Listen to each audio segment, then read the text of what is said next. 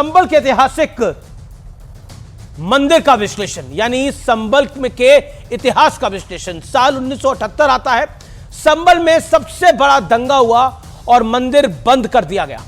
तब यह इलाका हिंदुओं का मोहल्ला होता था, लेकिन अब यहां एक भी हिंदू परिवार नहीं है, जो स्थानीय लोग दावा कर रहे हैं। दंगे हुए तब संबल में 35% हिंदू थे, अब 20% बचे हैं, ऐसा स्थानीय लोग दावा कर रहे हैं और ऐसा वहां की डेमोग्राफी को देख के, इलाके को देख के भी प्रतीत होता है। दंगे की शुरुआत में 184 लोगों की मौत के घाट उतार दिए गए। मुस्लिम समाज का दावा है कि डर से नहीं, तरक्की के लिए लोग मकान बेचकर यहां से गए हैं, यानी डर का माहौल नहीं था 1978 में, अपने ग्रोथ के लिए, डेवलपमेंट के लिए गए।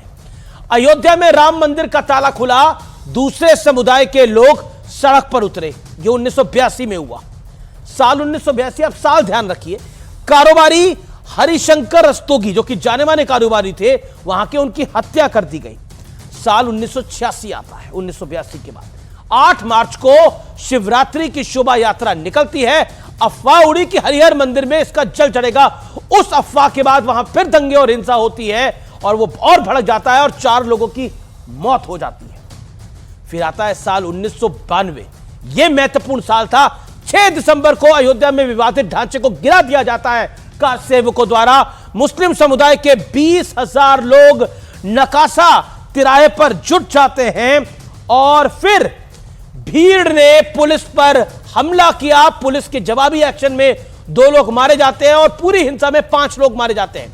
हिंसा के बाद 8 दिन तक वहां कर्फ्यू लगता है और 1992 से 2024 तक संबल में हिंसा की छुटपुट घटनाएं होती रही हैं।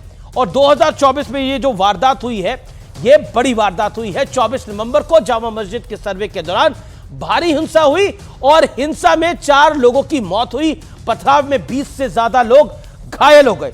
लेकिन सोचने वाली बात यह है कि अब यहां पे कहा जा रहा है, ये जो झगड़ा था, ये मुस्लिम समुदाय के 2 गुटों में था, यानी देसी मुसलमान और विदेशी मुसलमान, तुर्क और पठानों के बीच में झगड़ा था।